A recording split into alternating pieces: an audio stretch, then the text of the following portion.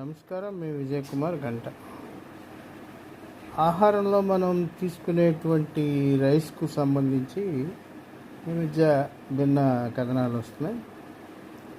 ఆరోగ్యపరమైనటువంటి సూచనలు ఏదైనా కూడా కార్పొరేట్ వ్యాపార తరహాలోకి వచ్చిన తర్వాత కానీ గతంలో మనం మంచి అభిరుచులతో ఉన్నామని, చాలా చౌకలో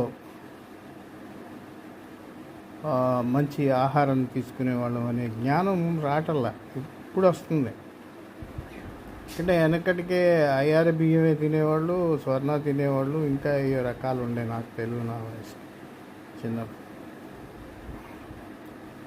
తర్వాత ఏంటంటే మట్టవరు సాగు ప్రాంతాల్లో వచ్చినటువంటి నీటి సౌలభ్యం వల్ల సాంబా మసూరి లేదా మసూరి అని వచ్చి అదే అక్కడ మొలకొలకలని అయ్యని తినేవాళ్ళు. అటుకి పాలిష్ ఎక్కువ ఉండేది, కానీ సాంబా మసూరి వచ్చిన తర్వాత మరి పాలిష్ ఎక్కువ పెట్టారు. దీంతో ఏంటంటే రైస్ తింటే షుగర్ వస్తుంది, రైస్ తింటే ఇబ్బందులు వస్తాయి అనేది బాగా విస్తృతంగా ప్రచారంలోకి వచ్చినటువంటి పరిస్థితి. నిజమే, పాలిష్ పెట్టిన బియ్యం ఎక్కువగా తినటం వల్ల ఆ బియ్యంలో పోషక విలువలు పోయి థయామిన్ అనేటువంటి విటమిన్ల లోపం వల్ల వచ్చేటువంటి జబ్బు వస్తుందని ఈ మధ్య ఒక ప్రముఖ పత్రికలో చదివాను, ఒక ప్రముఖ జాతీయ పత్రికలో చదివాను. దానికి అనుసృజన తద్వారా సమాచారం ఓ తెలుగు దినపత్రికలో కూడా నిన్న మొన్న వచ్చింది. ఇవేంటంటే ఈ అభిరుచులు అంటే మనం తెల్లన్నం తినటం ఇవన్నీ కూడా స్వతహా వచ్చినాయి కావు. ఇవన్నీ ఒకళ్ళని చూసి ఒకళ్ళు పులిని చూసి నక్క వాత పెట్టుకున్నట్టుగా వచ్చింది.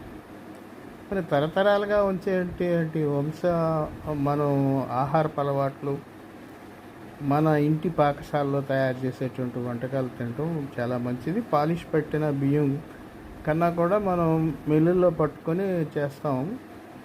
ఇప్పుడు ఏంటంటే మిల్లుల్లో తెచ్చుకునే పరిస్థితి లేదు, ఎందుకంటే అక్కడ కోటా బియ్యాన్ని మరపట్టి మనకి ఇస్తూ ఉంటారు. కోటా బియ్యాన్ని తదంగా తిన్నా కూడా మనకి మంచిది. ఇప్పుడు ఏంటంటే ఫోర్టిఫైడ్ బియ్యం అని వస్తున్నాయి, దానివల్ల షుగరు, బీపీ లాంటి కంట్రోల్ అవుతుంది. కానీ అవి కొనే పని లేదు కదా, రూపాయికి అంటే ఉచితంగా ఇస్తున్నారు దాదాపుగా బియ్యం. చంద్రబాబు గారు, జనార్దన్ రెడ్డి గారు ముఖ్యమంత్రిగా ఉన్న కాలంలో ₹5.25 చేశారు. అప్పుడు అవి కొనటం తగ్గించారు. ఇప్పుడు ఏంటంటే కొని అమ్ముతున్నారు. ఏదైనా వైట్ రైస్ తినటం అంటే పాలిష్ పట్టిన రైస్ ఎక్కువగా తినటం మంచిది కాదు. 1 పట్టు బియ్యం లేదా 2 పట్లు బియ్యం తినండి, అది మంచిది.